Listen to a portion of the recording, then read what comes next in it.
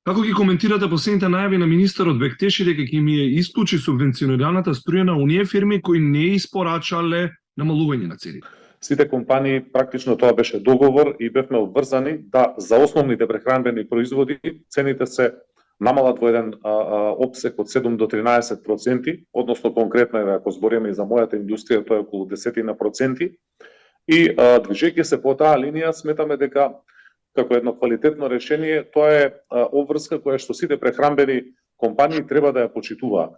Самото производство, еве конкретно и во прехранбената индустрија, се состои од повеќе параметри кои што се клучни и кои што влијаат на финалната цена на производот. Не е само цената на електричната енергија, односно тоа е парцијално 10%. Понатака имаме влезот на суровинските инпути кој што е најголем практично во самата цена, а таму имаме минатата 2022 година од периодот од февруари до декември околу 98% покачени влезни суровини. Сега имаме стагнација на тие суровини во однос на нивната цена. Не се покачуваат, меѓутоа се намалуваат беззначајни проценти. На цената на пекарските производи влие факторот човечки ресурси. Каде заминуваат квалификуваните работници?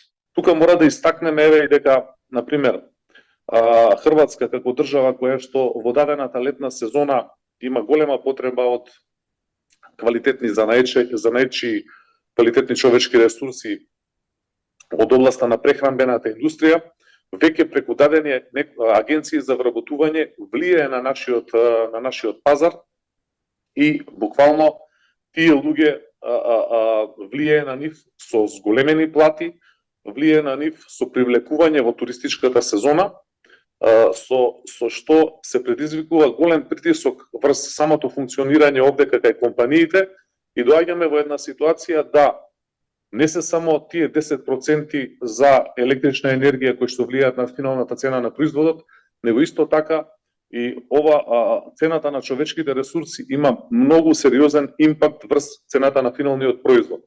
Ѓорѓиевски, стопанството сега се соочува и со нови трошоци заради примената на законот за јазици.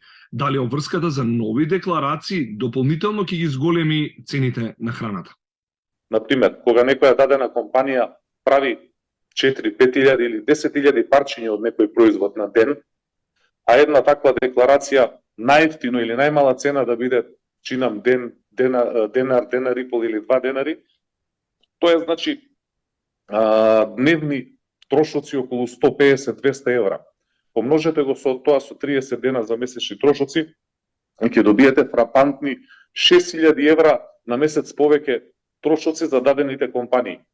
Така да, ако од една страна давате субвенции, помагате на бизнисот, не можете од друга страна на овој начин да влијаете. Односно, сметаме дека и овој дел од законот кој што предвидува употреба на вториот службен јазик во нашата држава во однос на декларациите, потребно е да се изнајде модус кој што нема да биде на тежина на самиот бизнис.